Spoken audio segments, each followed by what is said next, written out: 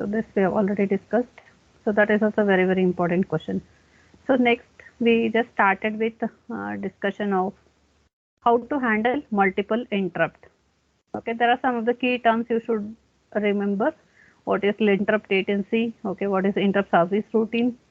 So these are the key terms you need to understand and you should able to define. So next one is handling multiple devices. Okay, whenever till now whatever I explained, that is with respect to a single interrupt request. Whenever if there is a single interrupt request, so how it is going to handle that. So now we will consider where there are multiple devices are connected to a single interrupt request line. So these are the question arises. So we have discussed all these questions. So that is how does the processor know which device generated an interrupt request when multiple device send an interrupt request, and we have discussed that the result of multiple interrupt requests for single interrupt request line, it is logical OR operation. It is going to perform the logical OR operation, and whatever the result you are going to get, that is going to be considered by the processor. So how does processor knows which interrupt service routine need to be executed? Okay, which interrupt service need to be executed whenever if there is an interrupt request comes immediately. So how processor will come to know that what is the starting address of ISR, okay, where it is located. So all those questions arises. So how you are going, like what are the solution for these questions? When the processor is executing interrupt service routine for one device, can other device interrupt the processor? We have already discussed. Once the processor is started executing of interrupt service routine by a particular device, okay. So in that case, if any further interrupt comes, we have discussed that to avoid the system get into infinite state. So we'll try to avoid whenever if processor is started executing any interrupt request. If any further interrupt request comes, it should not accept it. It should be ignored. Okay, the way of ignoring or disabling the interrupt, we have discussed three methods. So now there are some situation. Okay, so it requires whenever if it is started executing interrupt service routine of one device, if any other interrupt request comes, okay, sometimes I am telling sometimes it requires to accept that interrupt stop execution of this ISR and start execution of that ISR. In what case? Okay, in which case you are going to accept if processor is already started execution of interrupt request by particular device. If any further interrupt request comes when it is executing this particular interrupt service routine, okay, so it is going to accept that. So for that there is a condition. Okay, I can just give one example. Consider like there are 4 students, they are waiting to meet principal sir, and you are waiting in that particular room to meet the principal sir, okay, in the entrance of the principal chamber. And also at the same time consider there is a faculty comes, okay, and already there may be some few students already inside the principal chamber. So now what happens if it is anything emergency or if it is urgent work, the teacher is not going to wait till the student comes out, okay, the teacher will get in, okay, and if it is very, very important, maybe whatever the students were discussing with the principal, so they will stop it and the principal sir may tell to go out for few minutes, okay, and the principal sir will start discussing with the teachers. That means the teachers having higher priority, okay, that means if there is some emergency or urgent work to be done, so those devices will be having higher priority, even though already the principals have started talking to the student, but still the sir is going to stop discussion and is going to continue with the teachers, okay, whatever the discussion, or if anything, any particular task to be performed, okay, the same way it is going to happen. So if the task comes, if the device comes with higher priority, okay, in that case the execution of interrupt current running interrupt service routine should be stopped and new interrupt request should be executed first, okay. So that is the answer for this question. If two interrupt requests are received simultaneously, okay, how to break? Consider device 1 also made request and 2 also made a request at the same time. So now it is the conflict at the processor So which request it has to process? Okay, is it accept 1 or 2? What is the solution for that? So that is also based on the type of method we are going to use, or it may be based on the priority structure. Okay. So now consider a simple arrangement where all the devices send their interrupt request over a single control line bus. So here we are assuming that we have a single interrupt request line. Okay. So it is an assumption that there is a processor connected with a number of devices, and all the devices connected to a single interrupt request line. Okay. So in this case, when the processor receives an interrupt request over this control line, see this IRQ, it is nothing but a control line. So among set of control lines, one particular line, it is considered as interrupt request line. Okay. So this information is available in the status register of the device requesting an interrupt. So we have already discussed how exactly the processor will come to know that which device made an interrupt request. For that, as soon as the device want to generate an interrupt request, if it requires some urgent work by the processor to be executed, in that case it has to set the status register. Okay, interrupt request, if it is input device, so KIRQ bit to be set to 1. It indicates that this is a device made an interrupt request.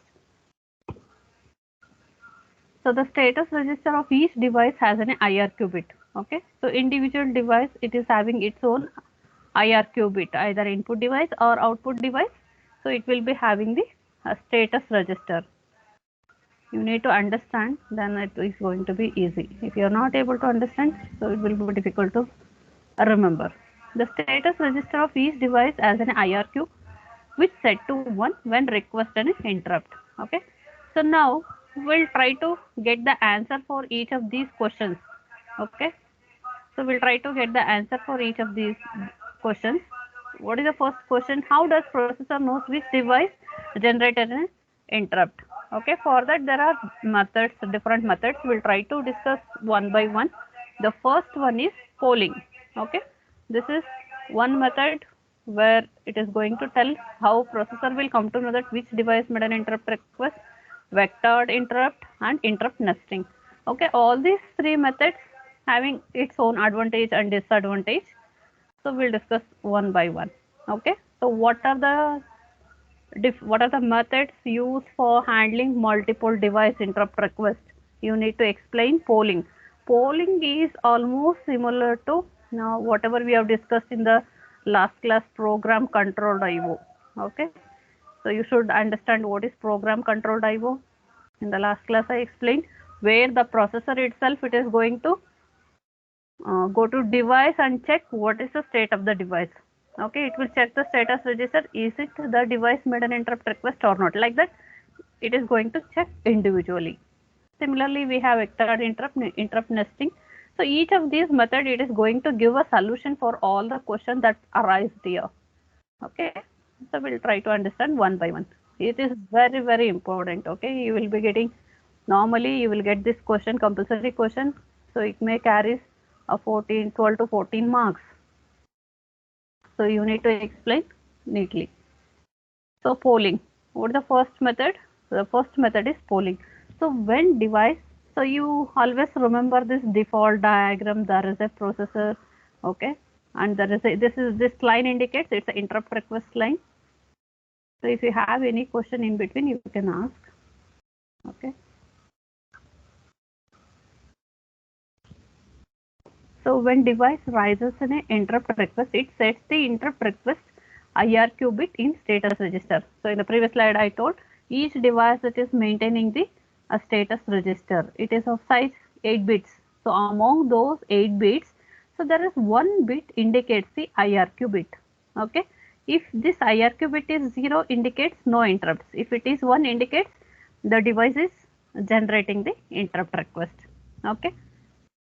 So as soon as interrupt request is sent, okay, consider either it may be device 1 or 2, some particular device made an interrupt request by setting the status register is equal to 1. So now that information is sent to whom? It is sent to a processor. So what the processor is going to do, whenever an interrupt is generated, all IO devices are polled. Okay, so now processor don't know which device made an interrupt request. Now how processor is going to check? It is going to use a mechanism called polling. Okay, so what is polling is nothing but the processor is going to go to individual device status register and it will check, is it the device made an interrupt request. If it is 0, indicates that this device is not made an interrupt request. Then it goes to device 2. Okay, and it is going to check, is it the device made an interrupt request. If it is still 0, then it is going to check for the third device. If IRQ bit is set to 1, so that indicates that processor will come to know that this is a device made an interrupt request. Okay, that is how the processor will come to know that, so which device made an interrupt request. So then once it comes to that this IRQ bit is set to 1 and device 3 made an interrupt request, and with respect to or based on the interrupt request, processor is going to execute interrupt service routine with respect to the device 3. Okay, so here what is the problem? So now we got the solution, how processor will come to know that which device made an interrupt request. But here you think in terms of the complexity involved. So here processor, it is going each individual device and checking the status of the device. Is it the device made an interrupt request or not? Okay, so that in that case, even though device may not made an interrupt request, still it is checking. So by doing this, what happens? So it is going to waste its time. The processor is spending its time in checking all the devices that may not requesting any services. Okay, it is not able to go directly to find which device made an interrupt request. Okay, so it has to go to individual device to check the status of the which device made an interrupt request. Okay, even though it is easy to implement, but the disadvantage is processor time. So without making use of the processor time in performing any useful task, so it is wasting the processor time by checking the devices that even not made any interrupt request. So that is the drawback or disadvantage of polling method. So next we have vectored interrupt.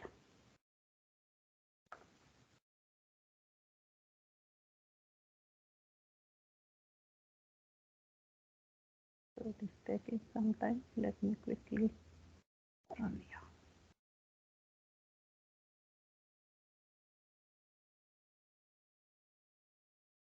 Okay, so the first method I explained about polling.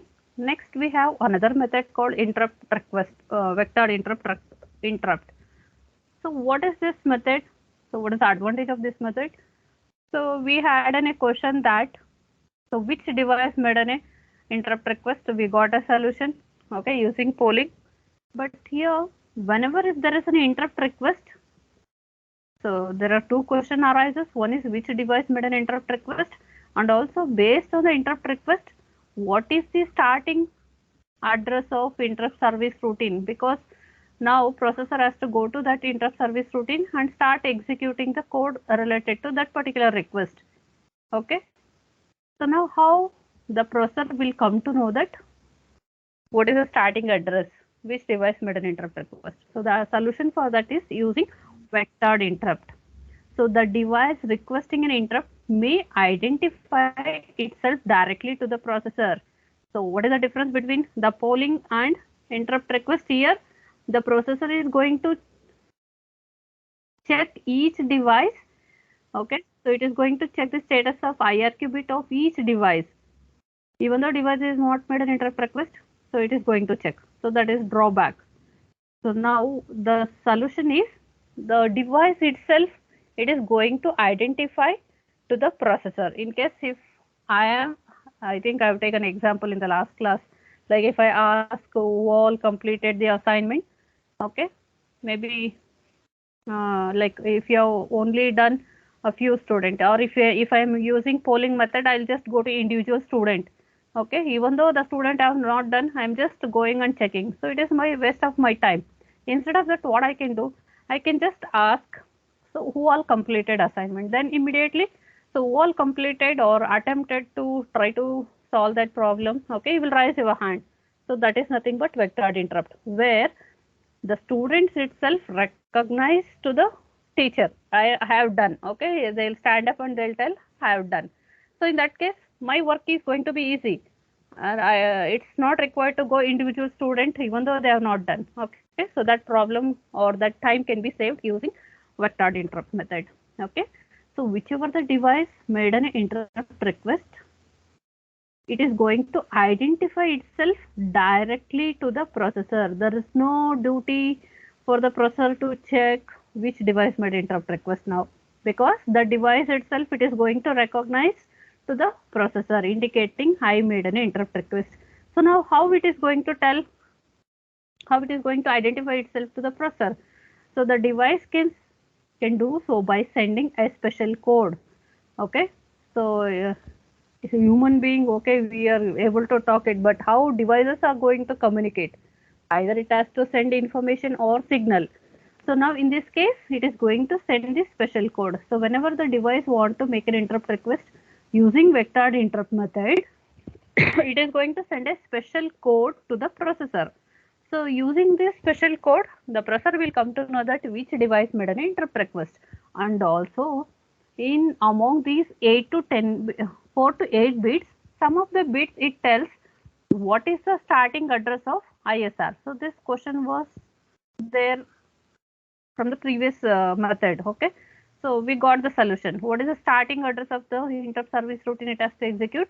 So, and also which device made an interrupt request. For this, it is going to send a special code. In vectored interrupt device, when it wants to make an interrupt request, it will set bit 1, and also it will send a special code to the processor. So with the help of that special code containing 4 to 8 bits, it will come to know that, so code supplied by the device may represent part of starting address of the interrupt service routine. So some bits it is going to tell which device made an interrupt request, and some bits are used for representing what is the starting address of the interrupt service routine the processor has to execute. The remainder of the starting address is obtained by the processor based on the information such as the range of memory address where the interrupt service routine was located. Okay. Is it clear? So this is one method where it is going to solve the problem of which device made an interrupt request, and also what is the starting address of the interrupt service routine. Okay, so that is done by just sending a special code.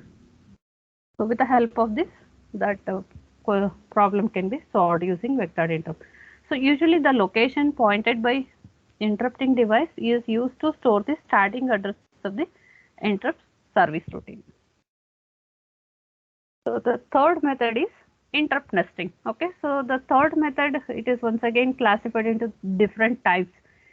And what is the question it is, or what is the problem this method is going to solve is, whenever if there is a simultaneous request, you need to understand.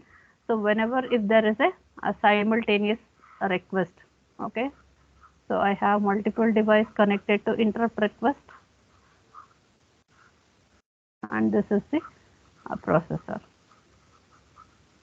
Okay, so now consider device 1 and 2 made an interrupt request at the same time. Okay, at the same time the processor receives the request from both the device. So now the conflict arises at the processor. So here it is going to, which one it has to accept? Is it the request from device 1 or 2?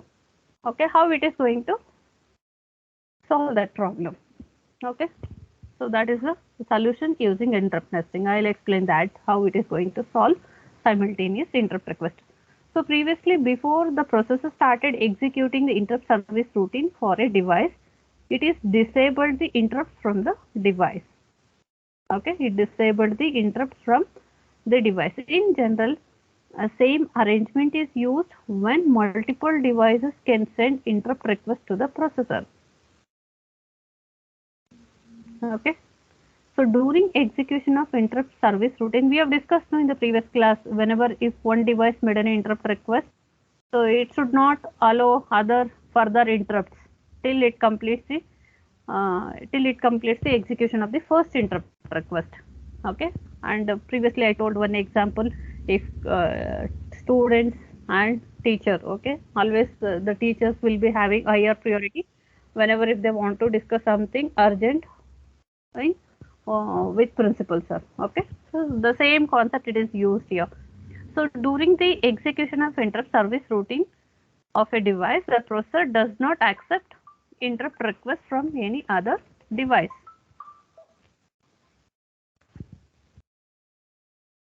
Am I audible? No? Am I audible? Yes, ma'am. Okay. Yes, ma'am.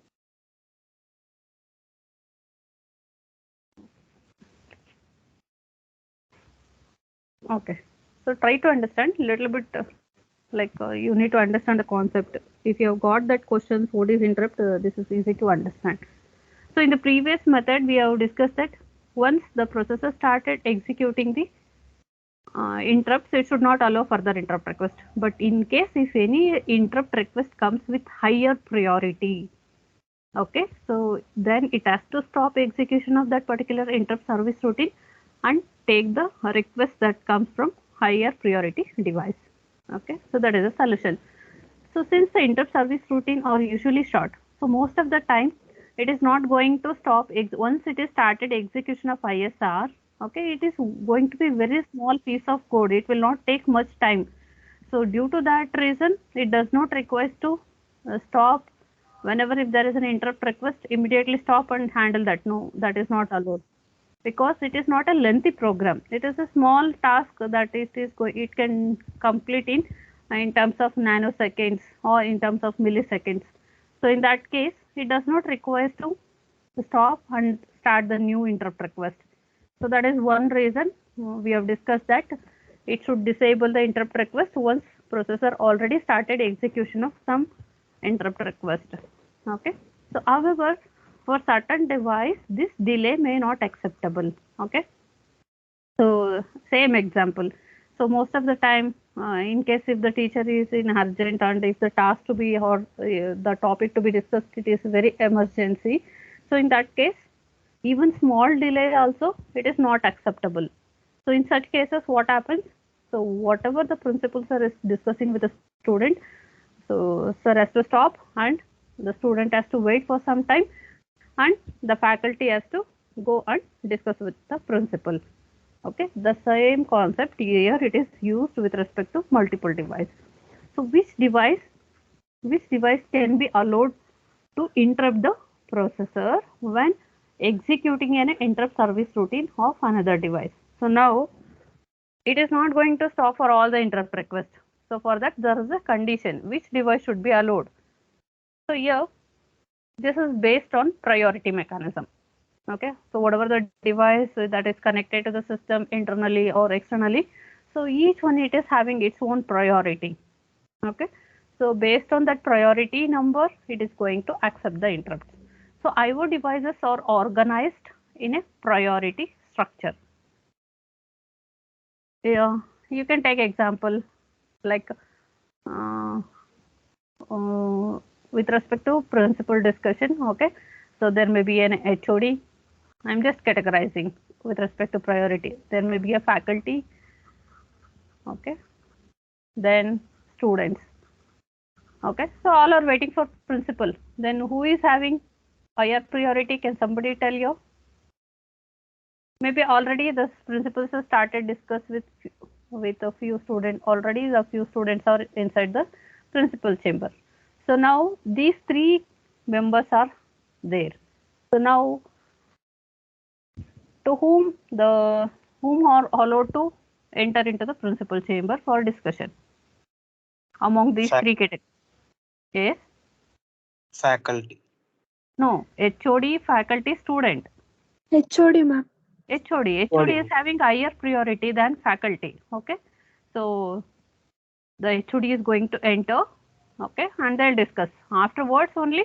Once again, when you take the category of faculty and student, faculty will be having higher priority. So now consider this situation. Is it clear?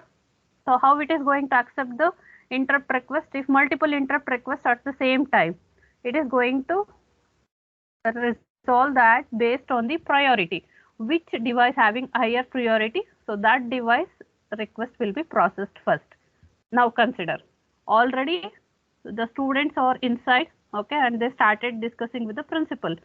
Now faculty comes. What happens? Okay, it is not normal case if it is an emergency. Okay, so what happens? So principal sir will stop discussion with the student, and students has to wait. The faculty goes, and faculty they'll start discussing. So in that case, it is interrupting the discussion with respect to the student. Okay, so it will stop. The principal sir is going to stop discussion.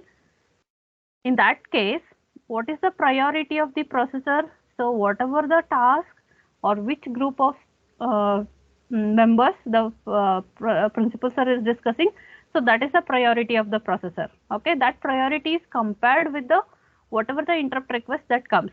So now if principal sir is discussing with the student, so now principal sir is having priority with the priority whatever the students have. Okay, when faculty comes, that priority is compared. Okay, always student priority is less than the faculty priority, then stop the discussion. So allow the faculty to discuss. Same thing it applies in the processor. Okay, your processor already started execution of particular interrupt service routine by a particular device. If new request comes, okay, if new request comes, that is going to compare the priority. What is the priority of the processor at that time? The priority of the processor is the same as the whatever the interrupt service routine, which device interrupt service routine it is handling. So it is going to assign that priority to the processor. Now compare the priority of that processor with the request that is coming from the device. If it is less than that, it will continue with the same task. In case if the priority is greater, then it will stop. Okay, it is not going to discontinue. It will stop temporarily the current execution of the program, and new program the processor is going to start. Then in that case, the priority of the processor is whichever the program it is executing, the priority of that. Okay. So your priority level is assigned to the processor, that can be changed under the program control. Okay, the priority of the processor, it depends on which device priority it is, which device request it is processing. Okay, that priority is assigned to the processor. Whenever new priority comes, it is going to compare those two. Okay, the priority level of the processor is the priority of the program that is currently being executed. When processors start executing interrupt service routine of a device, the priority is raised to that device, whichever the interrupt request it is going to execute.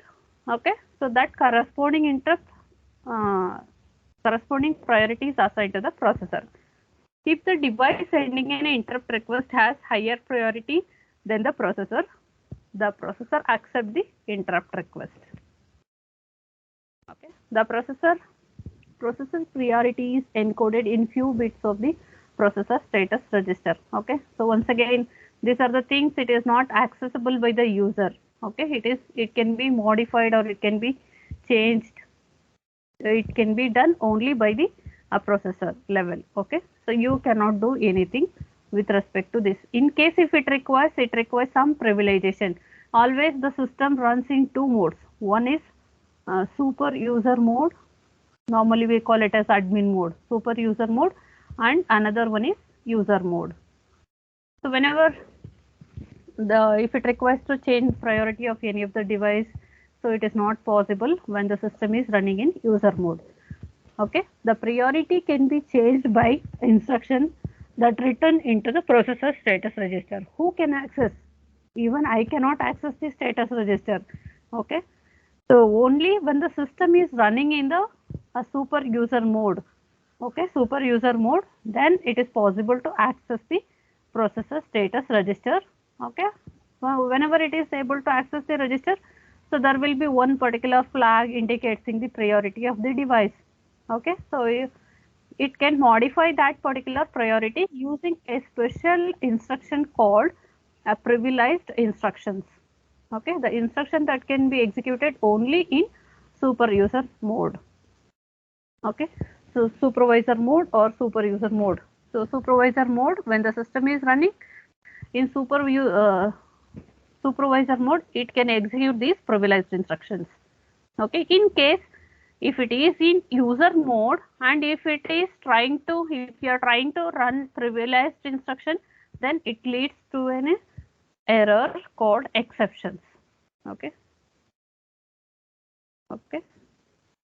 It leads to a privileged exceptions. That means it leads to an error. You will get an error that you are running in user mode, you cannot run privileged instruction. So such type of error message you may get. So prevents user program accidentally or intentionally changing the priority of the processor. If they give control to user, what happens? Okay, knowingly or unknowingly, so they will be keep modifying the process status register, the priority.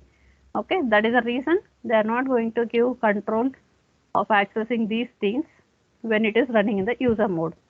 If there is an attempt to execute privileged instruction in the user mode, it causes a special interrupt called privileged exception. It is also a type of interrupt.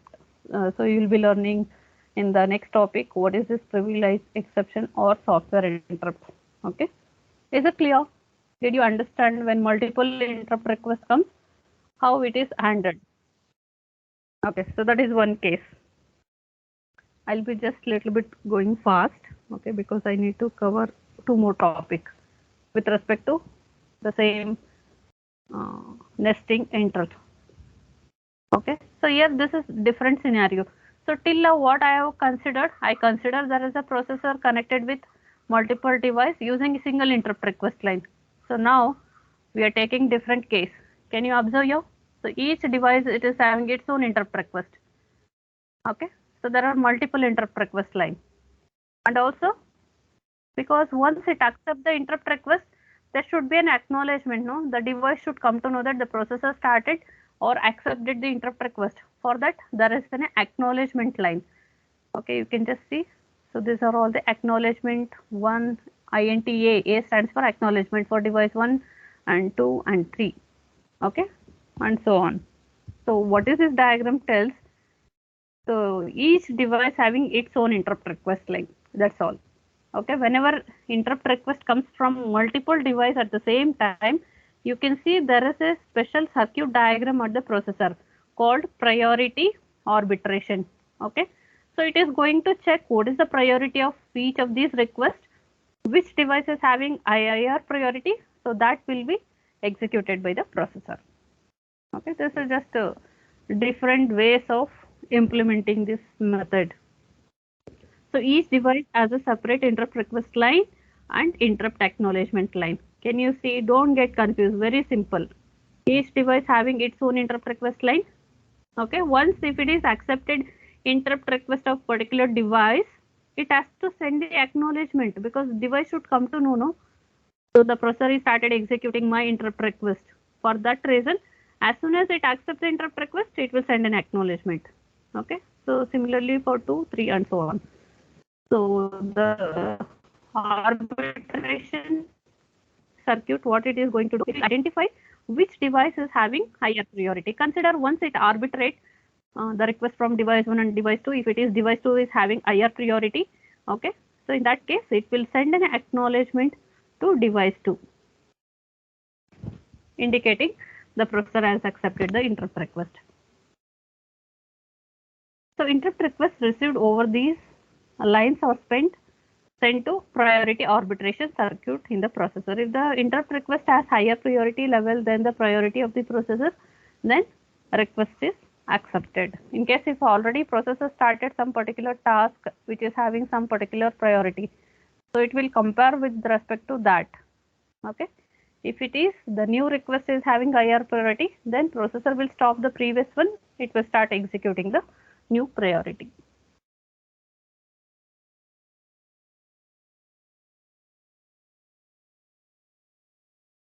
Okay. So in polling, I told where processor uses polling mechanism to go individual device and check which device made an interrupt request. Okay. So that is going to be time consuming. Now what it can do, what is another solution? So in polling scheme, if the processor uses polling mechanism to poll the status register of IO devices to determine which device made an interrupt request. In this case, priority determined by the order in which devices are polled. Okay, if it is just polling mechanism, which device is having higher priority? So that is based on which the processor is going to go to which device first, that is having higher priority. So that is a mechanism used in polling. So always the first device, so it goes to first device that will be having higher priority. So now there is a modified version of this called daisy chain scheme. Okay, daisy chain scheme. So what exactly this circuit diagram tells? So can you able to see here? So whatever the previous diagram you have considered, the same thing where there is a single interrupt request line connected with multiple devices.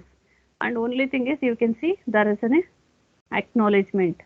There is an acknowledgement, but this acknowledgement is propagating from one device to another device. So I'll explain how it works. So devices are connected to form a daisy chain. So whatever the connection you can see in this circuit diagram, so this mechanism we call it as a daisy chain mechanism. Okay, devices share the interrupt request line, interrupt acknowledgement line connected to form a daisy chain. When device raise an interrupt request, interrupt request line is activated. Okay, whichever the device made an interrupt request, either one or two, so this line becomes active. Okay, then processor, that the same request is sent to the processor. The processor in response to activate the acknowledgement. So we have already discussed how it will come to know that which device made an interrupt request or which device request it is going to accept. Okay, so now whichever the signal that comes first, so that particular interrupt request, it is accepted by the processor according to the circuit diagram, and it will send an acknowledgement to that device. In case if device 2 made an interrupt request, then this acknowledgement is sent to device 1. It will check the status register IRQ bit. If it is set to 0, indicates that this device is not made an interrupt request, and it sends to device 2. In case if it is set to 1 IRQ bit, okay, if it is set to 1, indicates that this is the device made an interrupt request, then acknowledgement is delivered to this device. The processor in response to activate the acknowledgement received by device 1. If the device 1 does not need service, it passes signal to device 2. Device that is electrically closest to the processor is having higher priority. Okay, so now in this daisy chain mechanism, which device, see, when signal comes from either this device or this device, only thing happens is this line get activates and the signal is sent to the processor. But how it will come to know that which one is having higher priority in daisy chain is, so whichever that is device that is electrically closest, okay, among these set of device, which is the device that is electrically closest, so that device will be having higher priority. Okay, so this is very important. Sometimes they'll ask about interrupt nesting, or they'll specifically ask daisy chain. So you need to understand this diagram, how it works. Okay, and this is another diagram. It is combination of both the method. So one, can you see here, this is one group, this is nothing but a daisy chain, and this is another group, that is also a daisy chain. So like this, if you are combining n number of daisy chain and connecting to the processor, what happens? Ultimately the processor is getting multiple interrupt request line. Okay, so once again it is going to solve the conflict of which request to accept using priority arbitration circuit.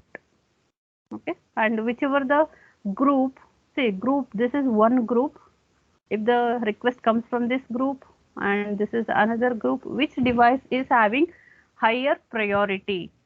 Okay, so that particular group request it is going to accept, and the processor is going to execute the interrupt request.